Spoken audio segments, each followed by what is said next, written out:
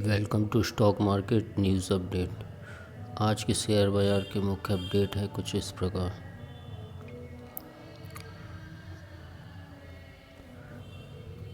सरकार 12 अक्टूबर 2021 से आम बजट की औपचारिक तैयारी शुरू कर रही है। इसके तहत 12 अक्टूबर से नवंबर के पहले हफ्ते तक वित्त मंत्रालय की प्री बजट मीटिंग होगी।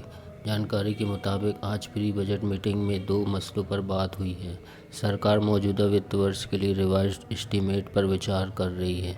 देखा जा रहा है कि किस विभाग को अपनी स्कीमें और टारगेट पूरा करने के लिए कितने अतिरिक्त रकम की ज़रूरत होगी। फर्टिलाइजर सेक्टर को रिवाइज्ड एस्टीमेट के तहत अतिरिक्त फंड मिलने की संभावना है। जल शक्ति, एजुकेशन, एग्रीकल्चर सेक्टर को ज़्यादा फंड मिल सकता है। नए साल का बजट कोविड को देखते हुए अहम होगा, जिसमें भी निवेश का टारगेट बढ़ाया जा सकता है। बजट बनाने के लिए सलाह मशवरे का दौर वित्त वर्ष की तीसरी तिमाही यानी दिसंबर तिमाही के आरंभ में शुरू होता है। यह 4 चरणों में पूरी होती है।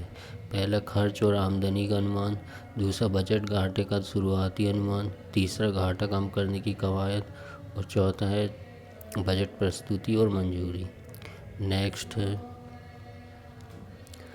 जयपुर इंटरनेशनल एयरपोर्ट का नियंत्रण भी अडानी ग्रुप को मिल गया है। अडानी ग्रुप ने सोमवार से इस एयरपोर्ट का नियंत्रण एयरपोर्ट अथॉरिटी ऑफ इंडिया से हासिल किया। सरकार ने अडानी ग्रुप को 50 साल के लिए यह एयरपोर्ट लीज पर दिया है। एक खबर के मुताबिक अब जयपुर एयरपोर्ट का ऑपरेशन, मैनेजमेंट और डेवलपमेंट अडानी ग्रुप द्वारा पीपीपी मॉडल पर किया जाएगा। अडानी ग्रुप के पास 6 एयरपोर्ट पहले से ही है और इसके साथ ही उसके नियंत्रण में अब 7वां एयरपोर्ट आ गया है।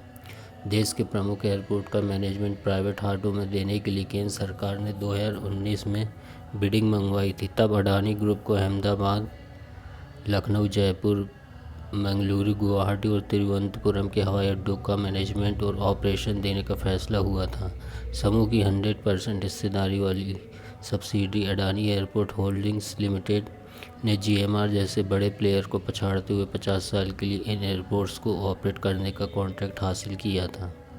नेक्स्ट है कोरोना वायरस के कारण लगी पाबंदियों में ढील और त्योहारी मौसम शुरू होने के साथ 2021-22 की दूसरी तिमाही के दौरान रेलवे ने यात्री अनुभाग से आय में पहली तिमाही की तुलना में 113% की वृद्धि दर्ज की है। एक आरटीआई के जवाब में यह जानकारी सामने आई। पिछले साल अधिकतर समय रेलवे की नियमित सेवाएं अस्थायी रूप से निलंबित होने के दौरान यात्री किराए से रेलवे की कमाई बहुत कम रही। अब तक रेलवे ने 96% ट्रेन सेवाओं को बहाल कर दिया है, जो कोविड से पहले तक संचालित थी। इस समय रेलवे विशेष ट्रेन चला रही है और नियमित सेवाएं अभी पूरी तरह से शुरू नहीं हुई हैं। आरटीआई के जवाब में रेलवे ने कहा कि पहली तिमाही में यात्री किराए से रेलवे ने 4,921 करोड़ रुपए की आय अर्जित की। वहीं दूसरी तिमाही में आय 10,513 करोड़ रुपए पर पहुंच गई। कोरोना वायरस के कारण लगे लॉकडाउन में ढील के बाद से रेलवे केवल विशेष ट्रेनें चला रहा है। पहले लंबी दूरी की ट्रेनें चलाई गई और अब कम दूरी की यात्री ट्रेनें भी चलाई जा रही है। नेक्स्ट है डिफेंस सेक्टर की company Paras defence and space technology limited का शेयर निवेशकों के लिए कमाल का साबित हुआ। जिन्होंने कंपनी के आईपीओ में पैसे लगाए थे, उनके पैसे लिस्टिंग से अब तक सिर्फ 7 दिनों की ट्रेडिंग में करीब 4 गुना बढ़ गए हैं। इशू प्राइस की तुलना में शेयर में अब तक 281% की तेजी आ चुकी है। शेयर की लिस्टिंग 1 अक्टूबर को बाज़ार में हुई थी। तब से अब तक बाज़ार में 7 दिनों की ट्रेडिंग हुई है। पारस डिफेंस का शेयर 1 अक्टूबर को इसी प्राइस की तुलना में बीएसई पर 171% प्रीमियम पर लिस्ट हुआ। वहीं उस दिन यह 5% की तेज़ी के साथ 498 रुपये पर बंद हुआ। उसके बाद से अब तक जितने दिन भी ट्रेडिंग हुई, रोज शेयर में अपर सर्किट लगा है। आज भी शेयर में 5% अपर सर्किट के साथ एनएससी पर 668 रुपये के भाव पर बंद हुआ। Paras defence and space technology defence और space optics, defence electronic magnetic pulse production solution और हैवी इंजीनियरिंग के क्षेत्र में कारोबार करती है। नई मुंबई और ठाणे में इसकी प्रोडक्शन यूनिट्स है। कंपनी बेल्जियम और साउथ कोरिया जैसे देशों को भी अपनी सेवाएं देती है। नेक्स्ट है जी एंटरटेनमेंट के निवेशक इन्वेस्को ने शेयर होल्डर्स को खुला पत्र लिखा है और कंपनी के फाउंडर और बोर्ड पर गंभीर आरोप लगाए हैं। इन्वेस्को ने अपने पत्र में कहा कि मौजूदा लीडरशिप और बोर्ड के फैसलों से शेयर होल्डर को लगातार नुकसान हो रहा है। इन्वेस्को ने इसे खुले पत्र में ये भी कहा कि लीडरशिप बदलने की मांग के बदले उसके खिलाफ कैंपेन चलाया जा रहा है। ये गवर्नेंस पर जवाबदेही से बचने की कोशिश है। कंपनी की नीतियों से 4% हिस्सेदारी वाले फाउंडर फ़ायदा उठा रहे हैं, जबकि 96% हिस्सेदारी शेयर होल्डर्स को खामियाजा भुगतना पड़ रहा है। मौजूदा बोर्ड और मैनेजमेंट ने कंपनी को नुकसान पहुंचाया है। स्ट्रेटेजिक साझेदारी में शेयर होल्डर के साथ न्याय होना चाहिए। अच्छे गवर्नेंस से ही जी का भविष्य सुनहरा होगा। उधर जी एंटरटेनमेंट के फाउंडर और चेयरमैन डॉक्टर सुभाष चंद्र ने आरोप लगाया है कि इन्वेस्को कंपनी पर कब्जा करना चाह रही है और वह किसी के इशारे पर काम कर रही है।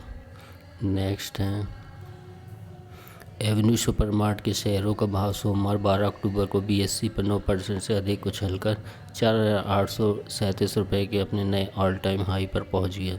इसी के साथ डी-मार्ट सुपरमार्केट चेन को चलाने वाली इस कंपनी का मार्केट कैप 3 लाख करोड़ रुपए के पार चला गया। मार्केट कैप के हिसाब से डी-मार्ट अब देश की 15वीं सबसे बड़ी कंपनी है। इसके अलावा यह इकलौता ऐसा नॉन एफ.एन.ओ स्टॉक है जिसने 3 लाख करोड़ के मार्केट कैप तक पहुंचने की उपलब्धि हासिल की है। डी-मार्ट का आईपीओ मार्च 2017 में 299 रुपये के इशू प्राइस पर आया था। तब से अब तक शेयरों में 16 गुना से अधिक का उछाल आ चुका है। वही लिस्टिंग वाले दिन 600 रुपये के भाव से तुलना करें तो इसका शेयर 8 गुना से ज़्यादा चढ़ा है। डी-मार्ट अपने क्वार्टर 2 के नतीजे 16 अक्टूबर को पेश करेगी। नेक्स्ट है भारतीय शेयर बाजार हाल ही में फ्रांस को पीछे छोड़कर दुनिया का छठा सबसे बड़ा बाजार बना था। अब वह ब्रिटेन को पीछे छोड़ने के करीब पहुंच गया है। अगले कुछ ही दिनों में भारत ब्रिटेन को पीछे छोड़कर वैल्यूएशन के हिसाब से दुनिया का 5वां सबसे बड़ा शेयर बाजार बन सकता है। भारत में तेज़ी से बढ़े निवेशकों और शेयर बाजार में आ रही तेज़ी की वजह से यह संभव होता दिख रहा है। ब्लूमबर्ग के मुताबिक भारतीय शेयर बाजार का मार्केट कैप इस साल करीब 37% की उछाल के साथ 3.46 लाख करोड़ डॉलर करीब 261 लाख करोड़ रुपए तक पहुंच गया है। यह भारतीय शेयर बाजार एनएसई और बीएसई पर लिस्ट होने वाली सभी कंपनियों का सामूहिक मार्केट कैप है। दूसरी तरफ ब्रिटेन के शेयर बाजार का मार्केट कैप इस साल महज 9% की बढ़त के साथ करीब 3.59 लाख करोड़ डॉलर के आसपास है। यानी भारत जल्द ही ब्रिटेन को पीछे छोड़ सकता है। ब्लूमबर्ग की एक रिपोर्ट के मुताबिक मार्केट कैप के आधार पर अमेरिका शेयर बाजार में नंबर 1 पर है। दूसरे नंबर पर चाइना, तीसरे पर जापान, चौथे पर हांगकांग और 5वें नंबर पर अभी ब्रिटेन है। नेक्स्ट है India Boolean and jeweller association की वेबसाइट के अनुसार सराफा बाजार में आज सोना 111 रुपये महंगा होकर 47,213 रुपये प्रति 10 ग्राम पर पहुंच गया। वायदा बाजार में आज एमसीएक्स पर सोना 153 रुपये की बढ़त के साथ 47,204 रुपये पर ट्रेड कर रहा है। चांदी की बात करें तो ये एमसीएक्स पर सोना 93 रुपये की बढ़त के साथ 61,837 रुपये पर ट्रेड कर रही है। सराफा बाजार में आज चांदी 164 रुपये महंगी होकर 61,654 रुपये प्रति किलोग्राम पर पहुंच गई। सराफा बाजार में इस महीने अब तक सोना 746 रुपये महंगा हो चुका है। 1 अक्टूबर को ये 46,467 रुपये प्रति 10 ग्राम पर था, जो अब 47,213 रुपये पर पहुंच गया है।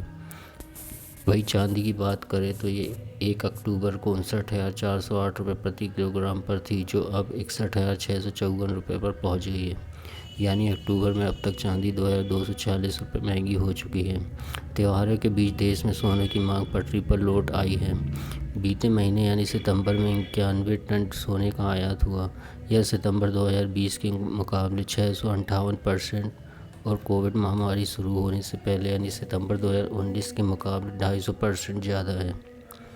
पिछले साल के मुकाबले सोने की कीमतों में 20% की कमी और इस साल त्योहारों में बेहतर मांग की संभावना से सोने का आयात बढ़ गया है। नेक्स्ट है दिल्ली समेत देश के कुछ राज्यों में बिजली की संकट की आहट शुरू हो गई है। देश के कई पावर प्लांट में 3 से 5 दिन का ही कोयला स्टॉक बचा है। आशंका जताई जा रही है कि आगे हालात और बिगड़ सकते हैं। इस बीच आज प्रधानमंत्री कार्यालय थर्मल पावर स्टेशनों पर कोयले के स्टॉक की समीक्षा करेगा। इससे पहले बिजली मंत्रालय ने एनटीपीसी और दामोदर वैली कॉरपोरेशन को निर्देश दिए हैं कि वे दिल्ली में मांग के मुताबिक बिजली सप्लाई करना जारी रखें। कोयले की कमी की वजह से कोरोना की दूसरी लहर के बाद औद्योगिक गतिविधियां पहले की तरह शुरू होने लगी है, जिससे बिजली की मांग बढ़ी है। वहीं इंटरनेशनल मार्केट में कोयले की महंगी कीमतें भी इसकी कमी की वजह हैं। कोयला महंगा होते ही पावर प्लांट्स ने इसका इंपोर्ट बंद कर दिया और वे पूरी तरह कोल इंडिया पर निर्भर हो गए।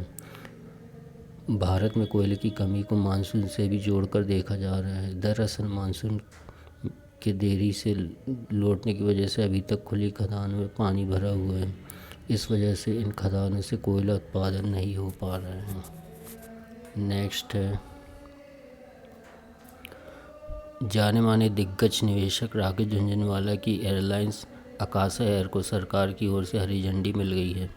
Holding company SNV aviation private limited ने अपने एक बयान में बताया कि उसे सिविल एविएशन मिनिस्ट्री ने नई एयरलाइंस आकाशा एयर को लेकर एनओसी जारी कर दिया है। अब जल्दी आकाशा एयर भी आसमान में उड़ान भरेगी। कंपनी ने कहा कि नई एयरलाइंस का लक्ष्य 2022 की गर्मियों तक ऑपरेशन शुरू करना है।